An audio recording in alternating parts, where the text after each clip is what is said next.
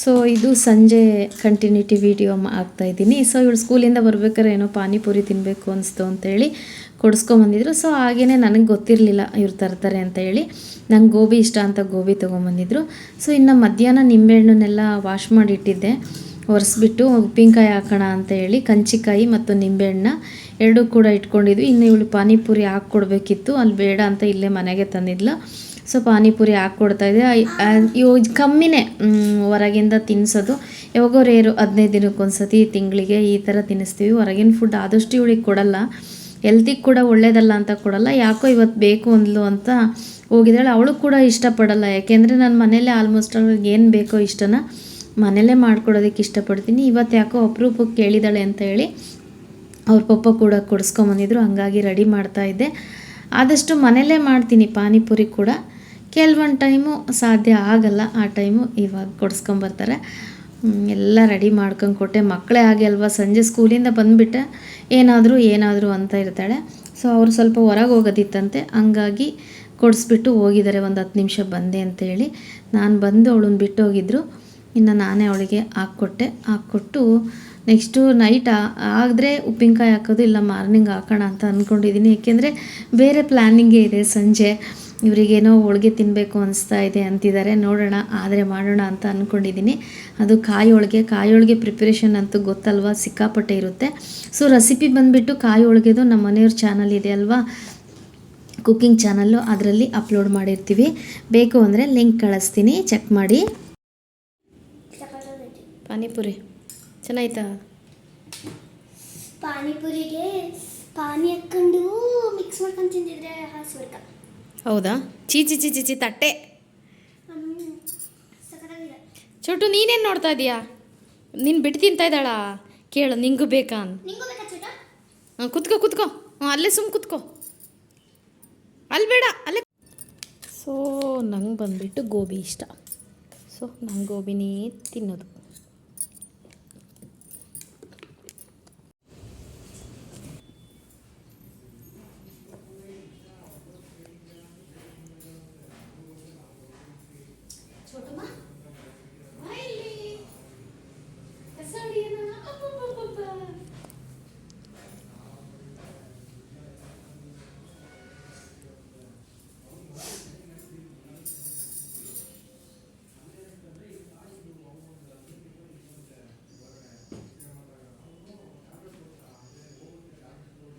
ಸ್ವಲ್ಪ ಪಾಸ್ ಮಾಡಿ.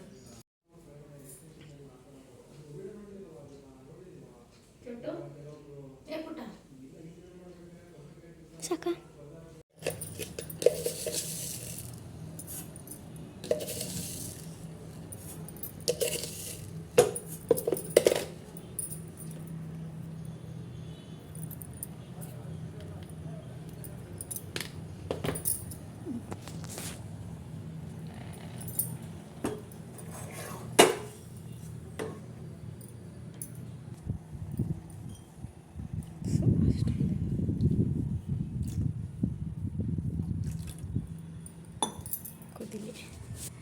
ನೋಡಿ, ಸಂಜೆ ಆಲ್ರೆಡಿ ಇದು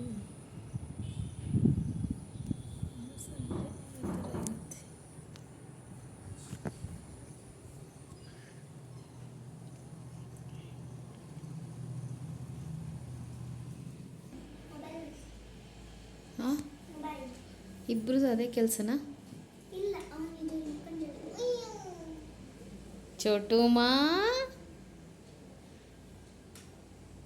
ಎದ್ದೇಳು, ಚಿನ್ನಿ ಬರ್ತಾನೆ, ಎದ್ದೇಳಮ್ಮ.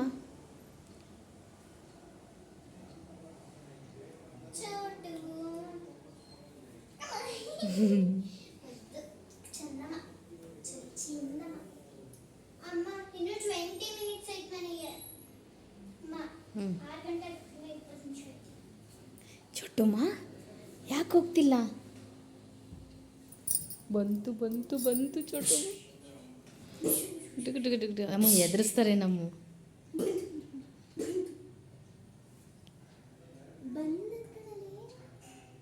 ನೋಡ್ಕೊಂಡು ಬರ್ತಾನೆ ಸುಮ್ಮನೆ. ನೀನು ಹೊರಗೆ ಹೋಗು.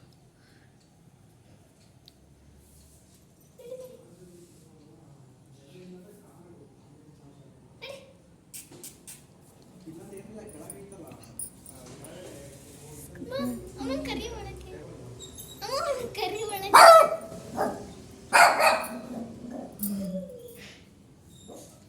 ಏನು ಬಂತು ಚೋಟಮ್ಮ? ಚೋಟಮ್ಮ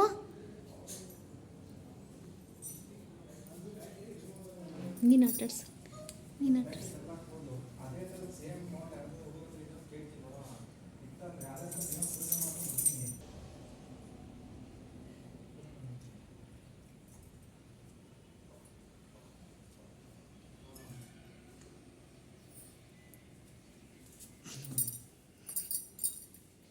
ಇವಳಿನ್ನೂ ಪಕ್ಕದ ಮನೆ ನಾಯಿ ಜೊತೆ ಆಟ ಮುಗಿಸ್ಕೊಂಡು ಬಂದಳು. ಅಷ್ಟೊತ್ತಿಗೆ ನನ್ನ ಟೀ ಕೂಡ ರೆಡಿಯಾಗಿತ್ತು. ಟೀ ಮುಗಿಸ್ಕೊಂಡು ಇನ್ನು ನೆಕ್ಸ್ಟ್ ಏನು ಮಾಡಬೇಕು ಅಂತ.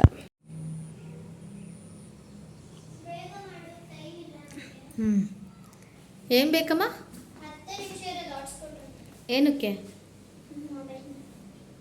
ಮೊಬೈಲ್ ನೋಡೋಕೆ 10 ನಿಮಿಷ ಟೈಮ್ ಆಯಿತಾ?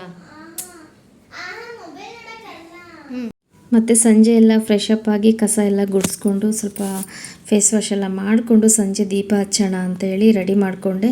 ಇನ್ನು ಇವಳಿಗೆ ಓದಿಸ್ಬೇಕು, ಸ್ವಲ್ಪ ಎಕ್ಸಾಮ್ ಟೈಮ್ ಇವಾಗ, ಹಾಗಾಗಿ ಜಾಸ್ತಿ ಇವಳು ಕೂಡ ಟೈಮ್ ಕೊಡ್ತಾಯಿದ್ದೀವಿ.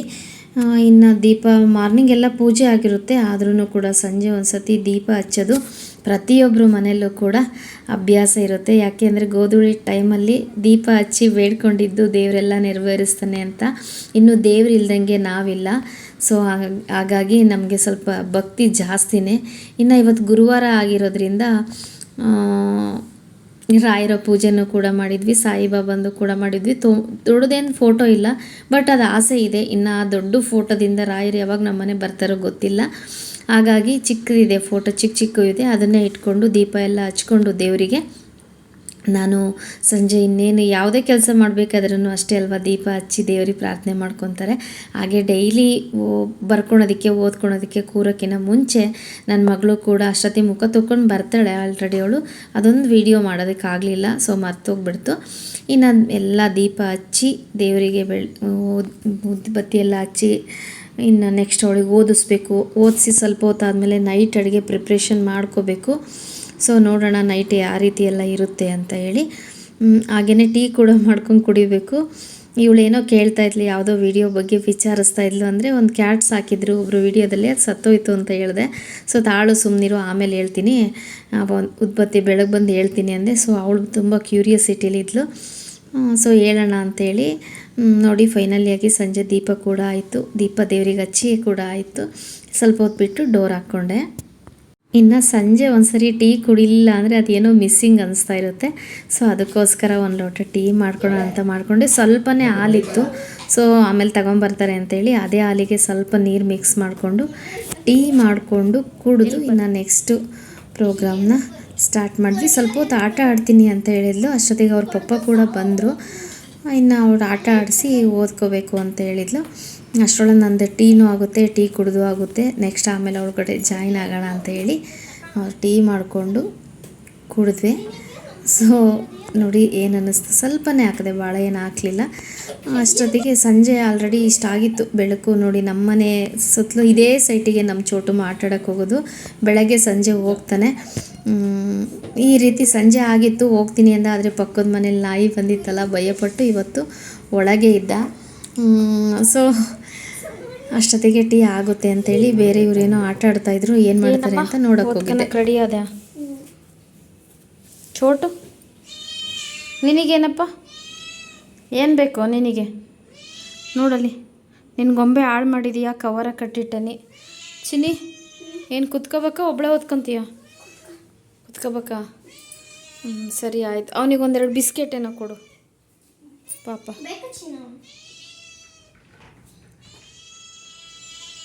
ಕೊಡಮ್ಮ, ಒಂದೆರಡು ಕೊಡು. ಅಲ್ಲೇ ಕೊಡಮ್ಮ ಚಿನ್ನಮ್ಮ. ಸೊ ಅಷ್ಟರೊಳಗೆ ನಾನು ಒಂದು ಸ್ವಲ್ಪ ಬಟ್ಟೆ ಇದ್ದಾವೆ ಮಡ್ಚ್ಕೊತೀನಿ. ಇವಳಿ ಜೊತೆ ಕುತ್ಕೋಬೇಕಂತೆ. ಕುತ್ಕೊಂಡು ಜಸ್ಟ್ ಏನಿಲ್ಲ, ಇವಳು ಓದ್ಕೊತಾಳೆ, ನಾನು ಕುತ್ಕೋಬೇಕಷ್ಟೆ. ಇವಾಗ ನಮ್ಮಲ್ಲಿ ಚೋಟು ಮಂದಿ ಆಟ ಸ್ಟಾರ್ಟ್ ಆಗುತ್ತೆ. ನಾನಿಲ್ಲಿ ಕೂತ್ಕೋಬೇಕಷ್ಟೆ, ಇನ್ನೇಂತ ಇಲ್ಲ. ಇನ್ನು ಅವಳ ಪಾಡಿಗೆ ಅವಳು ಓದ್ಕೊಂತಾಳೆ. ಅಷ್ಟರೊಳಗೆ ನಾನೇನಾದರೂ ನಂದು ಈ ವರ್ಕ್ ಇರುತ್ತಲ್ಲ, ಅವಳನ್ನು ಬಿಡಲ್ಲ.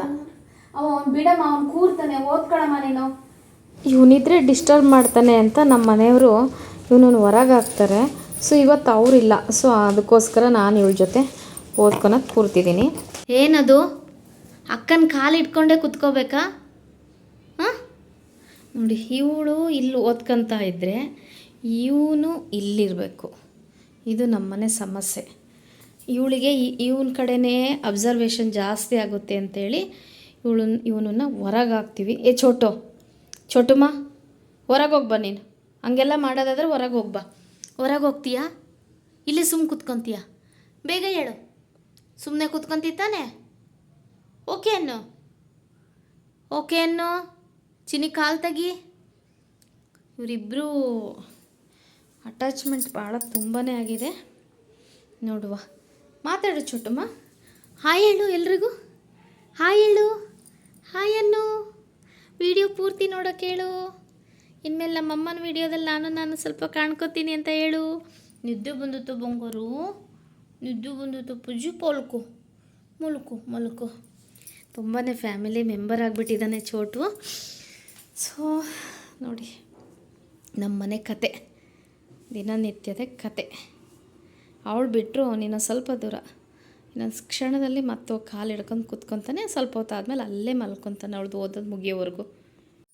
ಇವಳನ್ನಾರು ಕಂಟ್ರೋಲ್ ಮಾಡ್ಬೋದು, ಯಾಕೋ ನಮ್ಮ ಚೋಟು ಕಂಟ್ರೋಲೇ ಮಾಡೋಕ್ಕಾಗ್ತಾ ಇಲ್ಲ. ಚೋಟುಮ್ಮ, ಯಾಕೋ ಅಲ್ಲಿ ಕೂತಿದೀಯಾ? ಹಾಂ, ನಾನು ಇವಾಗ ಜೋರು ಮಾಡಿದ್ನಲ್ಲ ಅವಳನ್ನು ಓದ್ಕೊಳಕ್ಕೆ ಬಿಡು ಅಂತ. ಸೊ ಇನ್ನು ಸಿಕ್ಕಾಪಟ್ಟೆ ಫೀಲ್ ಆಯ್ತೇನೋ ಗೊತ್ತಿಲ್ಲ. ಸೊ ಅದಕ್ಕೆ ನೋಡಿ ಎಲ್ಲೋ ಕೂತಿದ್ದಾನೆ. ನಿನಗೆ ಮಲಕ್ಕನಕ್ಕೆ ಎಲ್ಲ ಜಾಗ ಇಲ್ವೇನೋ ಚೋಟು ಎಲ್ಲೂ ಮಲಕ್ಕನಕ್ಕೆ ಜಾಗ ಇಲ್ವಾ? ಸೊ ನೀನು ಇಲ್ಲೇ ಮಲಕ್ಕಂತೀಯಾ? ಸರಿ ಆಯಿತು, ಮಲ್ಕೊಳಪ್ಪ, ಮಲ್ಕ. ನಾನೆಲ್ಲರೂ ಮಲಕ್ಕಂತೀನಿ, ನಿನಗೇನಕ್ಕೆ ಬೇಕು ಅಮ್ಮ? ಅಕ್ಕನ್ನ ನನ್ನನ್ನು ದೂರ ಮಾಡಿಬಿಟ್ಟೆ ಅಲ್ಲ ನೀನು. ಇನ್ನು ನೈಟ್ ಊಟ ಬಂದುಬಿಟ್ಟು ಸ್ವಲ್ಪ ಸ್ಪೆಷಲಾಗೇ ಇತ್ತು ಇವತ್ತು. ಸೊ ಟೊಮೊಟೊ ಬೇಳೆ ಬೇಯಿಸ್ಕೊಳೋದಕ್ಕೆ ಹಾಕೊಂಡೆ. ಹಾಗೆ ಸ್ವಲ್ಪ ಕೋಸಂಬರಿಗೆ ಹೆಸರು ಬೇಳೆ ನೆನೆಸಿಟ್ಕೊಂಡಿದ್ದೆ. ಯಾಕೆಂದರೆ ನಮ್ಮ ಮನೆಯವರಿಗೆ ಕಾಯಿ ಹೋಳಿಗೆ ತಿನ್ನಬೇಕು ಅನಿಸಿತ್ತಂತೆ. ಹಾಗಾಗಿ ಕಾಯಿ ಹೋಳಿಗೆ ಪ್ರಿಪ್ರೇಷನ್ ಎಲ್ಲ ಮಾಡ್ಕೊಂಡಿದ್ದೆ.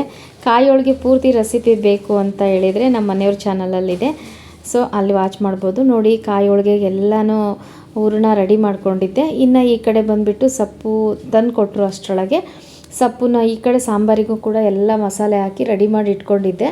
ಸೊ ರುಬ್ಕೊಂಡಿರೋದು ಯಾಕೋ ಬೇಡ ಅನಿಸ್ತಿವತ್ತು, ಅದಕ್ಕೆ. ಇನ್ನು ಬೇಳೆ ಎಲ್ಲ ಬೆಂದಿತ್ತು, ಮತ್ತು ಸೊಪ್ಪನ್ನ ಹೆಚ್ಚಿಬಿಟ್ಟು ನಾನು ಈ ರೀತಿಯೇ ಮಾಡೋದು. ಬೇಳೆ ಜೊತೆ ಬೇಯೋಕ್ಕೆ ಹಾಕೋದಿಲ್ಲ ಸೊಪ್ಪನ್ನ. ಬೇಳೆ ಎಲ್ಲ ಏರೆಲ್ಲ ತೆಗೆದ ಮೇಲೆ ಮತ್ತೆ ಇನ್ನೊಂದು ವಿಷಲ್ ಕೂಗಿಸ್ಕೊತೀನಿ. ಇನ್ನು ನನಗೆ ಬೀನ್ಸ್ ಇಷ್ಟ, ಸೊಪ್ಪಿನ ಸಾರಲ್ಲಿ ಬೀನ್ಸ್ ಇರಬೇಕು. ಸೊ ಬೀನ್ಸ್ ಸಾರು ಅದೆಲ್ಲ ಮಾಡಿಕೊಂಡೆ. ಇನ್ನು ಫೈನಲಿ ಹೋಳಿಗೆ ಕೂಡ ಮಾಡಿಕೊಂಡೆ. ಹೋಳಿಗೆ ಎಲ್ಲ ಮಾಡಿ ಊಟದ ಟೈಮ್ಗೆ ಒಂದು ಸ್ವಲ್ಪ ಕೋಸಂಬರಿ, ಜಸ್ಟ್ ಬೇರೆ ಏನು ಜಾಸ್ತಿ ಮಾಡಲಿಲ್ಲ, ಹೋಳಿಗೆ ಅಷ್ಟೇ ಅಲ್ವಾ. ಇನ್ನು ಹೋಳಿಗೆ ಎಲ್ಲ ಮಾಡಿಕೊಂಡು ಊಟಕ್ಕೆ ಕೂರಬೇಕು. ಇನ್ನು ಇವನ್ನೆಲ್ಲ ಆಮೇಲೆ ತಗೊಂಡ್ರಾತು, ಬಿಸಿ ಇದೆ ಹೋಳಿಗೆ ಅಂತ ಹೇಳಿ ಊಟಕ್ಕೆ ಮಾಡ್ಕೊಂಡ್ವಿ. ಇನ್ನಿದೆಲ್ಲ ಕ್ಲೀನಿಂಗ್ ಇದೆ. ಎಲ್ಲ ಊಟ ಮಾಡಿ ಮುಗಿಸ್ಕೊಂಡ ಮೇಲೆ ನಾನು ಕ್ಲೀನ್ ಮಾಡೋದು. ಪಾತ್ರೆ ಗೀತ್ರೆ ಎಲ್ಲ ತೊಳೆದು ಕ್ಲೀನಾಗಿಟ್ಟು ಮಾಡ್ತೀವಿ.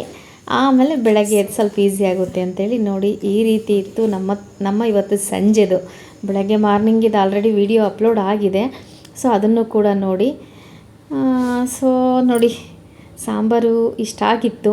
ಸಾಂಬಾರು ಕೂಡ ನಾಳೆಗೂ ಆಗಲಿ ಅಂತ ಸ್ವಲ್ಪ ಜಾಸ್ತಿ ಮಾಡಿದೆ. ಬಟ್ ಅನ್ನ ಕೂಡ ಇನ್ನೂ ಊಟ ಮಾಡ್ಕೊಂಡಿರಲಿಲ್ಲ.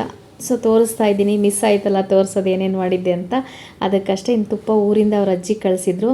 ಹೋಳಿಗೆ ಮಾತ್ರ ಸೂಪರಾಗಿ ಬಂದಿತ್ತು, ಪೇಪರ್ ಥರ ಬಂದಿತ್ತು.